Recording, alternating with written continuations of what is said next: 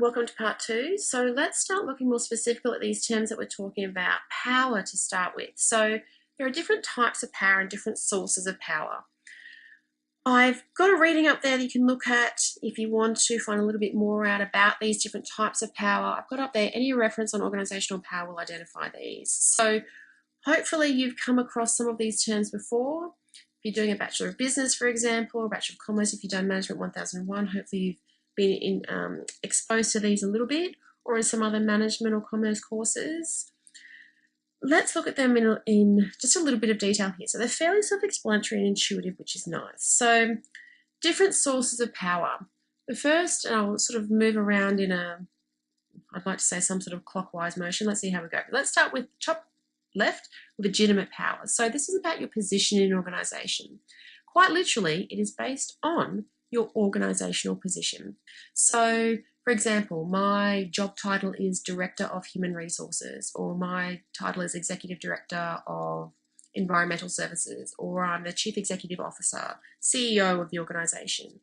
I derive some power, and if you're quite senior in the organisation, potentially quite a lot of power, simply from the position that you are in the organisation, what your job title is, and where you sit in the organisational hierarchy. That's legitimate power. So as we talked about before with Mintzberg's work, when he was looking at different systems of influence, one of the first ones he mentioned was about authority. And this is what legitimate power really stems from, I guess, that system of influence around authority. What is explicitly sanctioned in the organisation, what is quite open and transparent for others to see, particularly outsiders.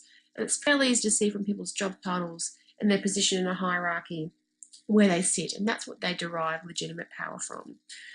So in terms of each of these, we'll talk about whether this sort of power and the use of it can earn commitment, compliance, resistance, similar to the outcomes, in fact, the same as the outcomes that we talked about in terms of influencing one of our earlier modules. So use of legitimate power often can earn compliance, possibly commitment, and maybe even resistance sometimes, but generally compliance. So it's like if your manager says, I need you to go and do this and I need you to do it by the end of the day. Well, they have some legitimate power over you simply because they're higher in the organisation. So you're more likely to do what they ask you to do, and you may or may not actually buy into what they're suggesting. But so you'll comply, and that's what legitimate power is about. Move across in a clockwise direction, information/resource power is about power where you can access valuable information or resources and you can control information. So if you think about our social network work, gatekeeper hoarders are individuals that can control information, so they can often insert themselves into positions in social networks in order to gain this sort of power, this informational resource power.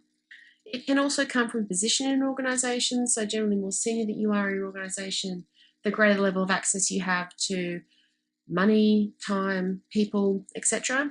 Again, this sort of power base can earn compliance, so people will do stuff.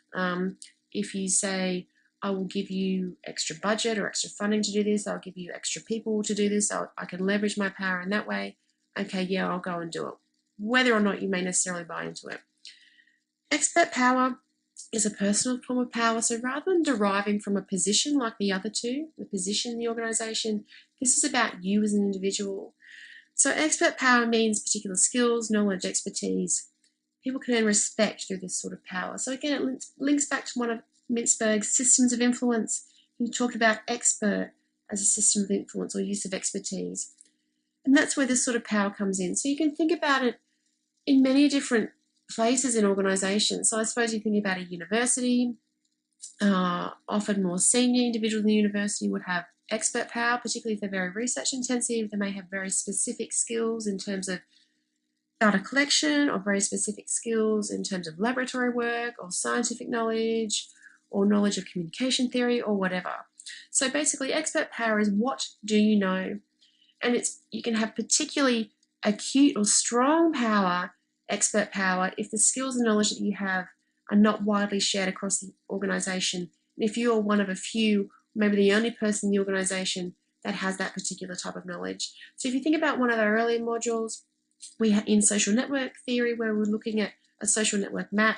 We had Kevin as an isolate, I think it was Kevin, And Kevin had some very specific skills to help implement a change, and he was the only one in that social network or in that organisation that had those skills. So he had quite a high level of expert power, even though he was someone that was fairly isolated in the network.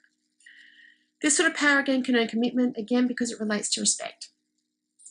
If we move down into the yellow box, reward power. So this is often about the position that you have in the organisation. Often it will earn compliance, and it's basically about incentives. What can you give somebody else in order for them to do something for you? So usually this sort of power will sit with individuals in the organisation that are more senior, that have access to resources. So it links to information and resource power to reward others. So managers, senior managers, CEO, etc. Basically, I'll give you something for you to do something in return for me. So it can earn compliance, people will do it. If we come across now to connection power, this can relate to both position and person, and it has some similarity to the one above, information and resource power. This is about very much related to our social network module. This sort of power derives from the connections that you have to others in a social network, particularly the connections that you have to individuals who might be quite central, so a high level of centrality in the organisation, within and across the organisation, so it might be within or outside. So this sort of power can earn both commitment and compliance. Basically, it's about how strategically positioned are you in a social network. It can also relate to things like your strength of ties, your weakness of ties. We know we've talked about the difference of those, etc. But power, absolutely, like social capital derives from social networks like we've talked about. Power absolutely derives from connections and from social networks. And again, you got a sense of that when we talked about different roles in social networks like prominent disseminators and gatekeeper hoarders, etc. So moving across to the blue box, coercive behaviour. Again, this often derives from the position. This is about fear or threat or use of punishment. You can imagine at the very least this might earn some compliance if you scare people enough into doing something for you, but often it will result in resistance where people simply say, I'm not going to engage in that sort of behaviour because this can manifest in terms of bullying and a lot of different negative and toxic behaviours. But it is a source of power that is used. And as I said, it often stems from position because there is a power difference between more junior and more senior people in the organisation. But as I mentioned in another workshop, there's increasing evidence, I think it was around influencing skills, that individuals at lower levels can actually engage in some pressure tactics and some coercive behaviour towards people more senior in the organisation, particularly if they might, for example, hold expert power. That's one source of power they can leverage against others who might be more senior than them. And finally, referent power down the bottom. So this relates to the person. So this is about charisma, personality, likability, reverence. How much do people like you? Do they connect with you? It's often about respect as well, because the use of this sort of power very much relates to creating commitment among others and getting things done. So if you think about, for example, transformational leaders or charismatic leaders, you might have been exposed to some of those sorts of terms in some of your other courses, or even just in general life, people like Barack Obama, etc., who are quite charismatic, and so they hold what we would call referent power. People like them, they have a degree of respect for them, and so they're likely to commit to do things that those people suggest or try and influence us to do. So those are largely the main sources of power that you'll see spoken about, whether it's in textbooks or journal articles or whatever about power and politics, and the sort of outcomes that they can generate from the use of them. Now, what does this mean for innovation? So I've got Cantor here. Rosabeth Moss Cantor is, again, one of those really seminal, super important authors in this field. She's done a lot of really fantastic work looking at the intricacies of innovation in organisations. And she also talks about how power and politics are involved here. So why Cantor says that power is important for us in organisations is because really when we're trying to manage innovation, we are really often searching for power. We need it to help us get things done. Again, if we come back to the definition of power, it's about that capacity or the ability to get people to do things for us or for an organisation that they might not otherwise do. So in that first up point there, different sources of power often needed to successfully drive an innovation through systems that are complex, hierarchical, resistant to change, and politically sensitive. and bureaucratic as well. So all of those are barriers to innovation that we've talked about earlier in this course. Organisations, whether large or small, have to deal with these issues of resistance to change and complexity and hierarchy and all those sorts of things to differing extents. But we know that those are all barriers to innovation. The way that we can overcome them, one really important way, is by building our power bases. So what Candace says is, in reality, particularly the more junior we are in an organisation, we really don't have all the power that we want or that we need, or what Candace calls those power tools, which if I flick back to the previous slide, these are what power tools are, these different types and sources of power. We don't have all of them. Some of us, we might not have any of them, or we might only have one.